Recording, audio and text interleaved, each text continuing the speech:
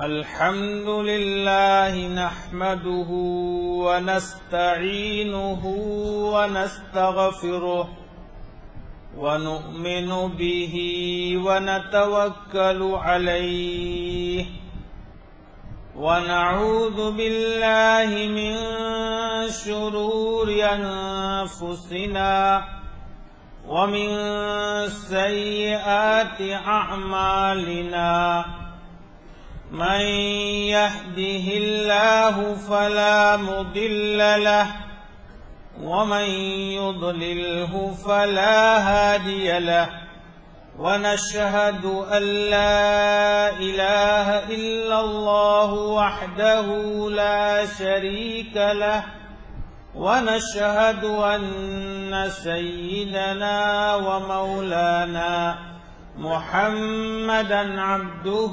ورسوله صلى الله تعالى على خير خلقه محمد وعلى آله وأصحابه وأزواجه وأتباعه وبارك وسلم تسليما كثيرا كثيرا.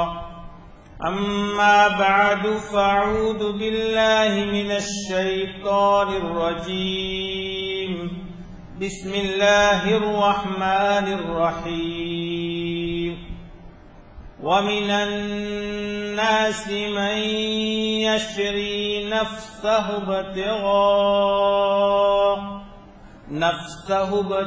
ابتغاء مرضات الله والله رؤوف بالعباد. وعن ثوبان رضي الله تعالى عنه قال قائل يا رسول الله وما الوهن؟ قال حب الدنيا وكراهية الموت، أو كما قال رسول الله صلى الله عليه وسلم. صدق الله مولانا العلي العظيم وصدق رسوله النبي الكريم ونحن على ذلك لمن الشاهدين والشاكرين والحمد لله رب العالمين. يا رب صل وسلم دائما أبدا على حبيبك خير الخلق كلهم. يا رب صل وسلم دائما أبدا على حبيبك خير الخلق كلهم. يا رب صل وسلم دائما أبدا على حبيبك خير الخلق كلهم. تین مرتبہ درود شریف پڑھیں. اللهم صل على سيدنا ومولانا محمد وعلى آل سيدنا ومولانا محمد وبارك وسلم. اللهم صل على سيدنا ومولانا محمد وعلى آل سيدنا ومولانا محمد وبارك وسلم.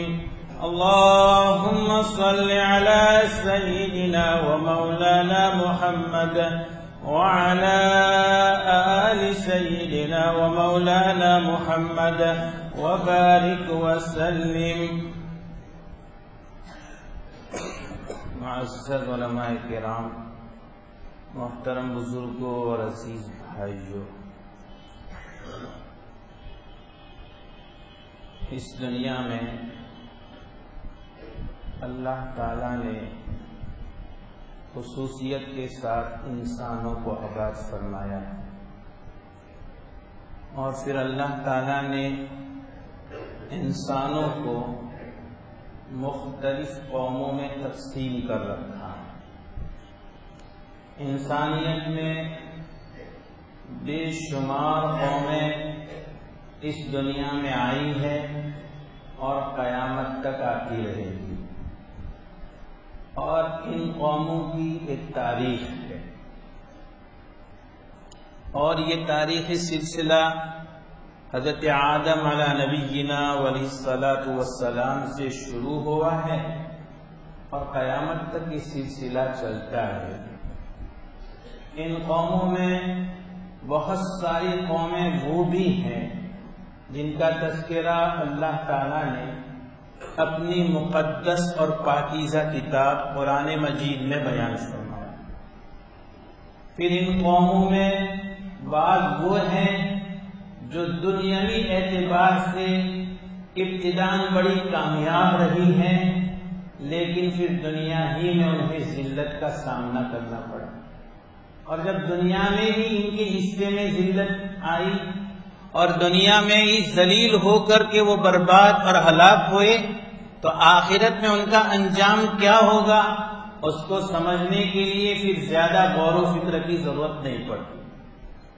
پھر ان قوموں میں بعض قومیں ایسی ہیں جن کی ابتدا بہت قسم پرسی کی حالت میں ہوئی ہیں، دنیا کے انسانوں نے انہیں کوئی حیثیت نہیں دی، دنیا کے انسانوں نے ان کے ساتھ ذلت آمیز سلوک کیا، انہیں اپنا ماتحت رکھا اور انہیں ایسا ستایا کہ دنیا میں قوموں میں ایسی تاریخیں بھی نہیں ملتی۔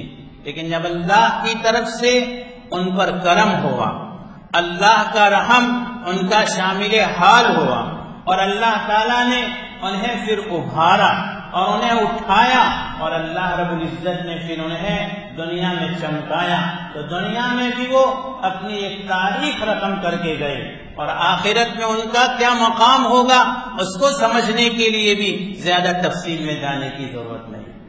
یہ وہ قومیں ہیں جنہیں اللہ نے اس دنیا میں ایمان کی دولت سے آباد کیا، جنہیں اللہ نے اسلام دیا، جنہیں اللہ نے اپنا پیغام دیا، جنہیں اللہ نے اپنی شریعت دی، جنہیں اللہ نے اپنی طرف سے ایک دستور دیا، اور اس دستور کے نتیجے میں وہ اس پر گامزن ہوئے اور انہوں نے دنیا میں اپنا سکہ بٹھایا، اور پھر دنیا میں ہی اپنا نام کمایا، اور دنیا میں ہی اپنے کو چمکایا، اور پھر دنیا والوں کے سامنے ثابت کر دیا کہ اس روئے زمین پر اگر کوئی قوم عزت اور فخر کی مستحق ہے، عزت اور عظمت کی مستحق ہے، تو صرف یہی قوم ہے جسے قوم مسلم، جسے قوم مومن کہا جاتا ہے۔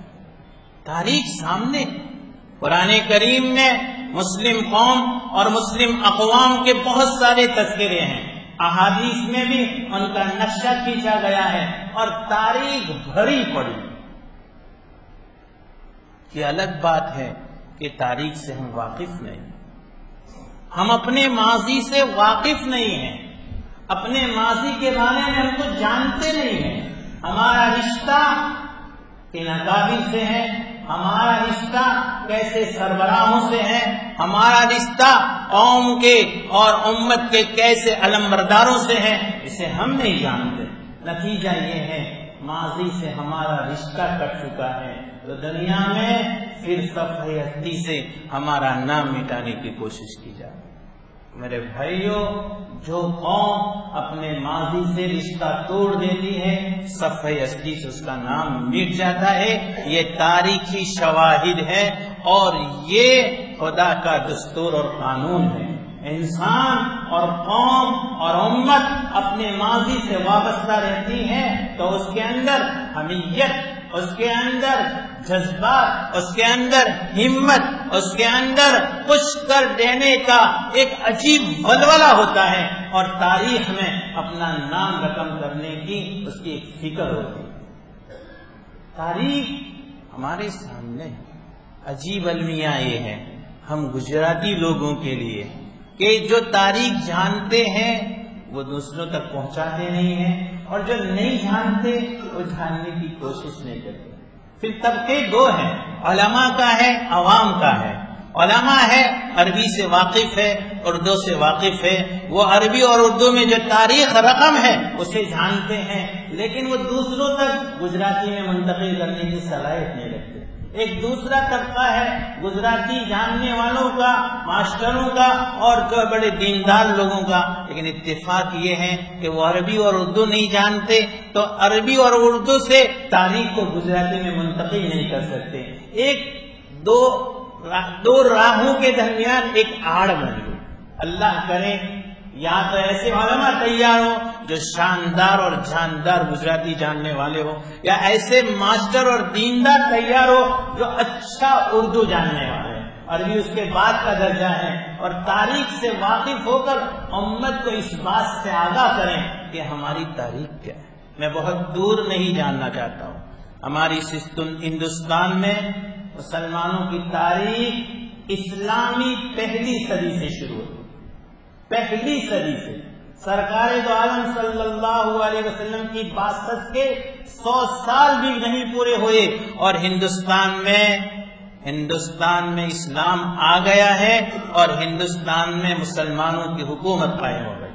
سین سے ابتدا ہوتی ہے، اور میں نے ایک مرتبہ سیرت کے درس میں آپ سے سمجھایا تھا کہ اللہ کے نبی صلی اللہ علیہ وسلم جب طائف میں گئے تھے اور وہاں طائف میں رہنے والے قبیلے بنی ثقیف کے لوگوں نے آپ پر سنگباری کی تھی، سرکار دو عالم صلی اللہ علیہ وسلم پر ظلم کی انتہا کر دی تھی، وہاں کے اوباش نوجوانوں نے آپ پر پتھر برسا کر آپ کی جھوٹیوں مبارک کو خون سے بھر دیا تھا۔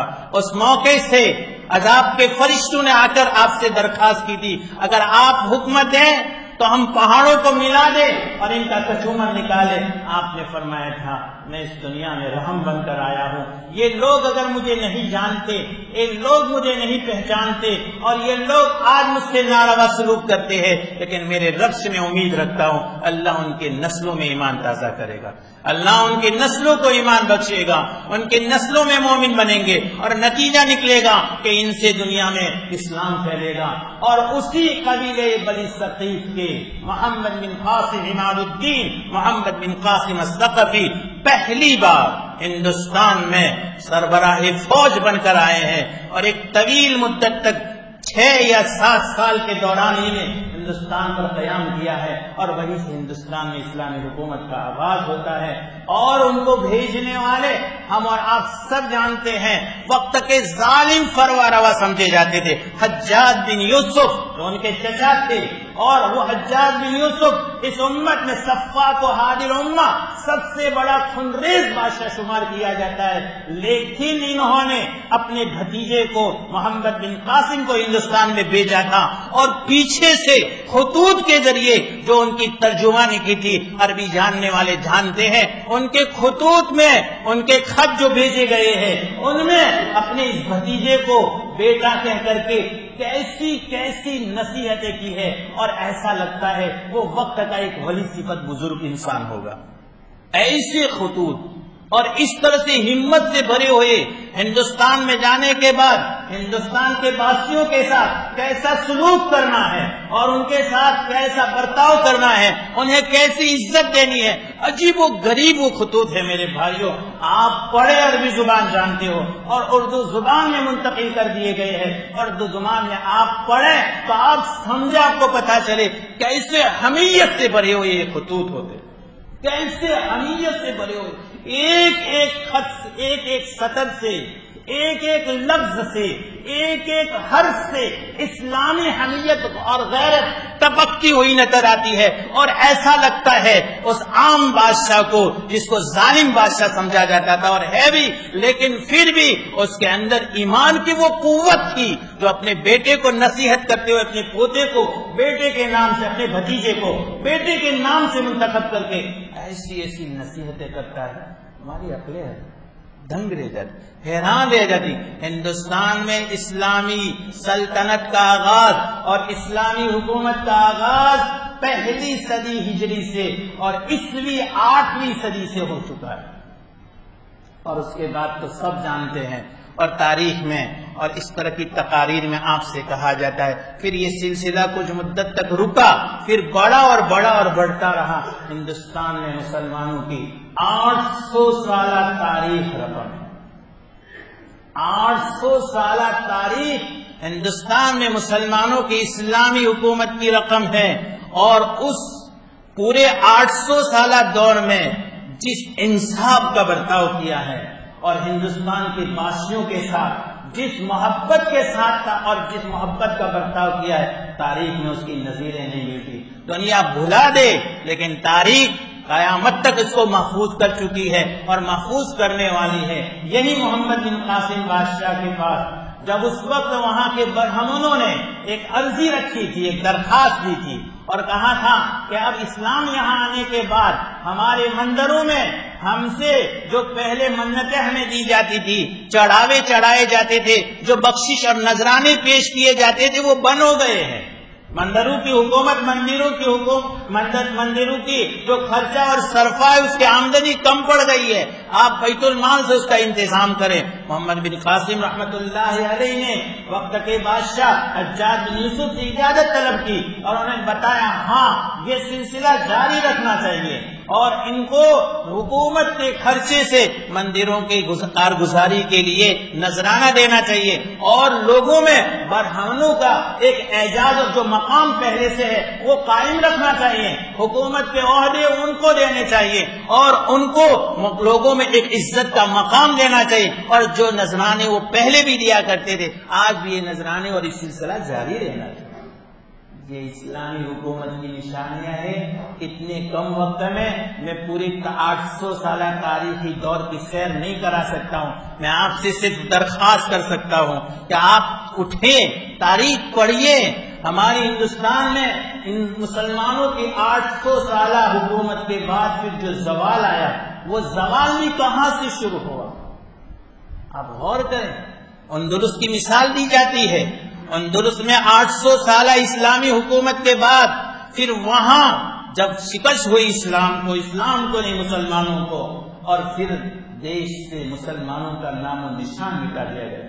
مسلمانوں کے معابد مراکز کو ختم کر دیا گیا. اسلام کا نام بھی باقی رکھنے کی انہوں نے جو ہے گنجائش نہیں رکھی اور ایسا ناروا سلوک کیا. تاریخ بھری پڑی ہے، اس کا تذکرہ کرنے سے بھی دل دکھتا ہے. لیکن میرے بھائیوں، 800 سال کے بعد ہندوستان سے اسلامی سلطنت ختم ہوئی، لیکن آج مزید 300 سال کے قریب کا عرصہ گزر رہا ہے.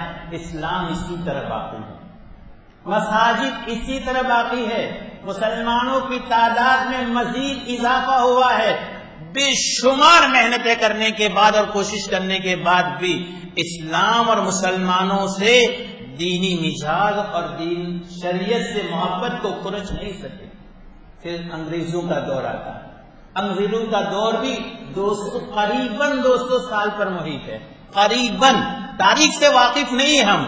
1612 میں ہندوستان پر انگریز نے اپنے قبضے کی جو بنیاد رکھی ہماری اسی صورت سے رکھی ہے. تاریخ سے واقف ہو، گجرات میں اسی صورت سے 1612 عیسوی میں ایسٹ انڈیا کمپنی سے آغاز ہوا ہے. پھر دھیرے دھیرے ان کی محنت چلی ہے اور 1612 سے آپ دیکھ لیجئے 1857 پر پھر یونین جیک لہرایا گیا ہے اور دہلی پر.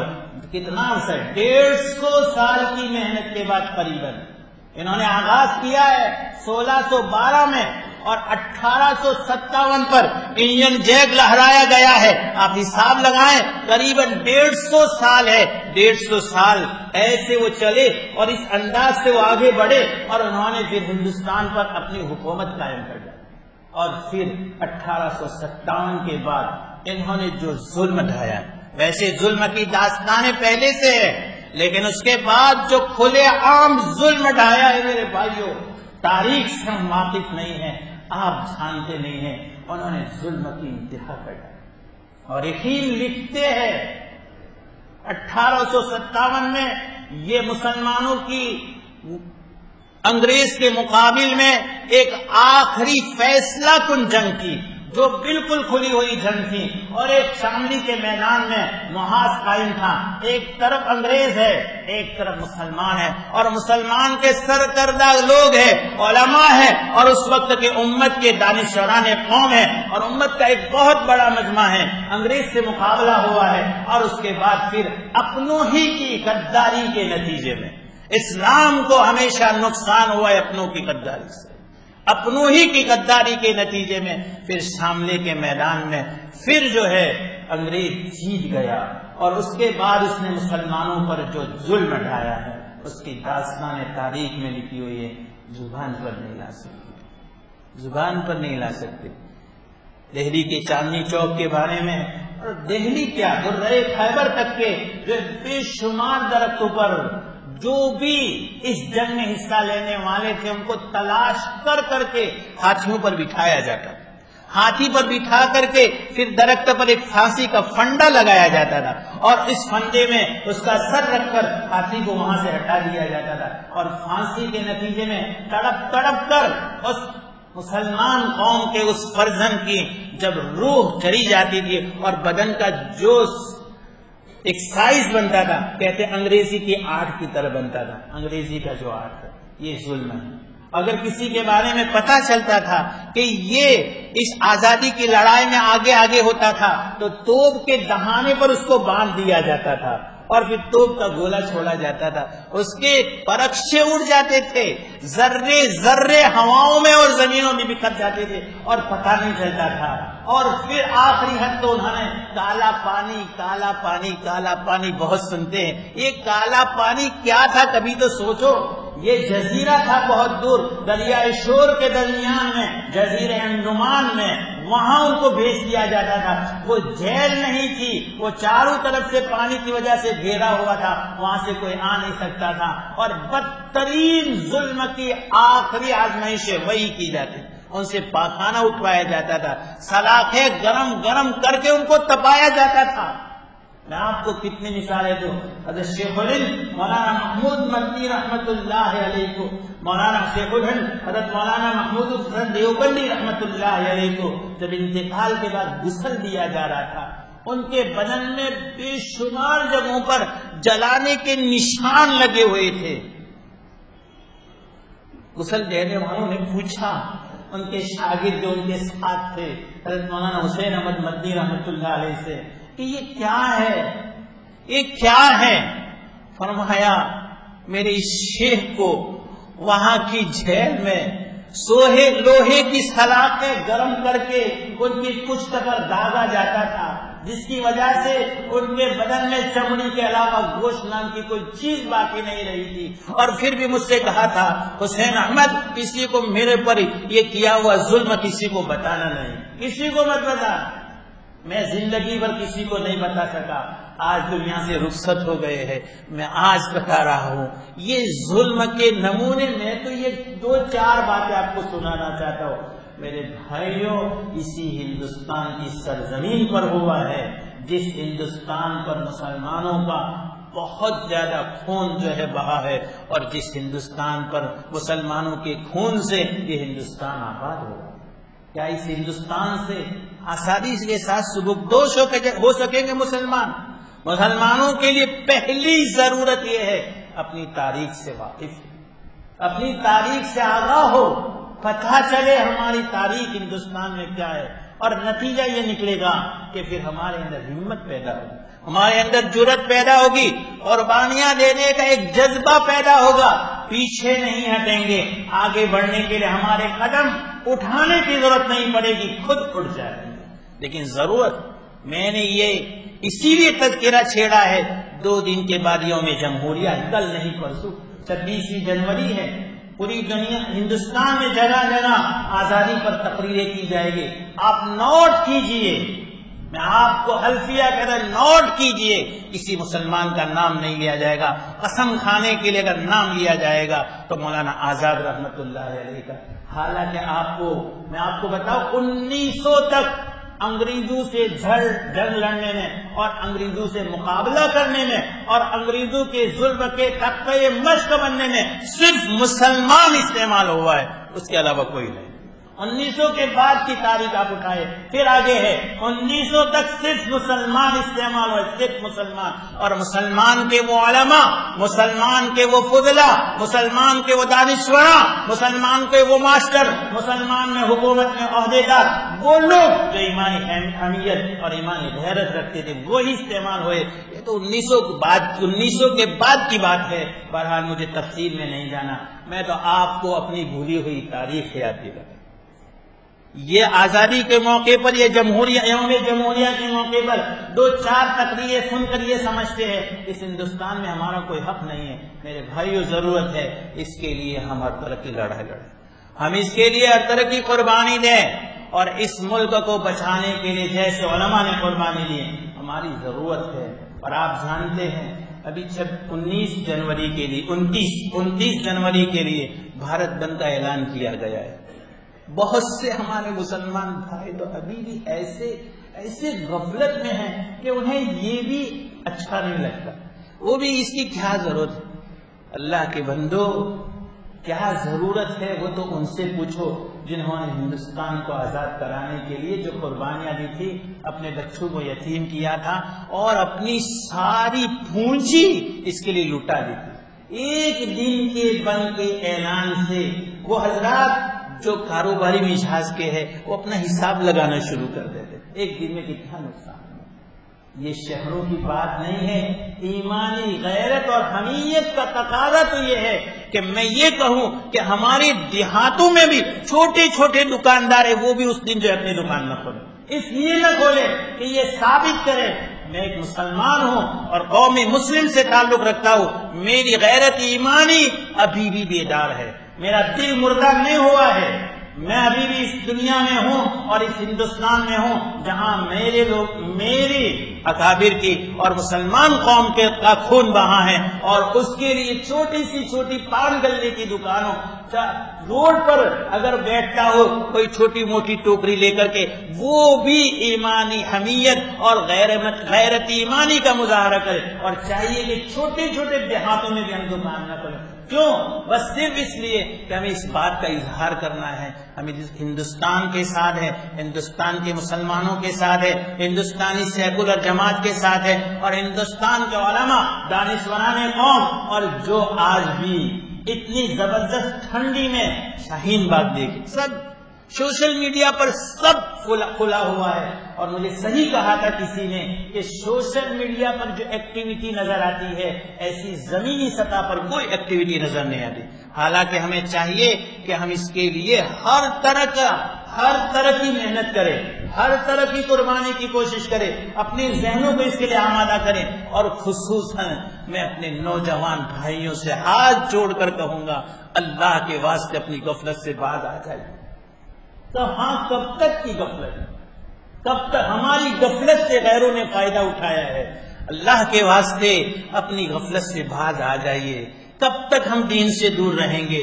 کب تک ہم ملت کی فکر نہیں کریں گے؟ کب تک اپنی حفاظت، ہمیں اپنی حفاظت کے لیے کھڑا ہونا ہے، کسی اور کے لیے نہیں۔ اپنی حفاظت کے لیے ہم کب تک اٹھ نہیں کھڑے ہوں گے؟ اللہ کرے میری یہ ٹوٹے پھوٹے بھول آپ کے دلوں پر اثر کرے، اور اللہ ہم سب کو ایمانی غیرت اور حمیت ایمانی نصیب فرمائے۔ اللہ رب العزت جو باتیں کہی گئی ہے اسے قبول فرمائے، اللہ رب العزت اس کے نتیجے میں ہمارے جذبات بیدار فرمائے، اللہ رب العزت ہمیں اور پورے دنیا کے مسلمانوں کی ہر طرح سے حفاظت فرمائے، دین اور دنیا میں اللہ رب العزت ہر طرح سے کامیاب فرمائے۔ یہ چند نام ہے دعاؤں کے۔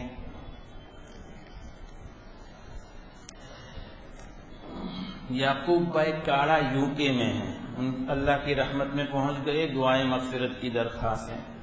اسی طرح سے حفیظہ بہن اورادہ افریقہ جوہانسبرگ میں ہیں، وہ بھی اللہ کی رحمت میں پہنچ گئے۔ شبیر بھائی دورات محمد پورہ بیمار ہیں، ان کی شفا کے لیے، اور یاسمین بہن مانجرا یو کے میں ہیں، ان کی بھی شفا کے لیے درخواست ہے۔ اور مزید ایک اعلان ہے اجتماع کا، باہر بھی بورڈ لگا ہوا ہے، 28، 29 اور 30 منگل، بدھ اور جمعرات کو ہنگلوٹ مقام میں ہمارے یہاں ضلع کا اجتماع ہے۔ میرے بھائیوں، وہاں شرکت کرنے کی بہت ضرورت ہے، بہت ضرورت ہے۔ دینی کمزوریاں ہمارے اندر دھڑ پکڑ چکی ہے، اور نتیجتاً دنیا کی محبت ہم سے نکلتی نہیں جا رہی ہے۔ اللہ رب العزت ہمیں ہر طرح کی دینی قربانیاں دینے کی توفیق عطا فرما دے، دینی ترقی نصیب فرما دے، اور اللہ ہمارے گھروں میں دینداری پیدا فرما دے۔ آمین۔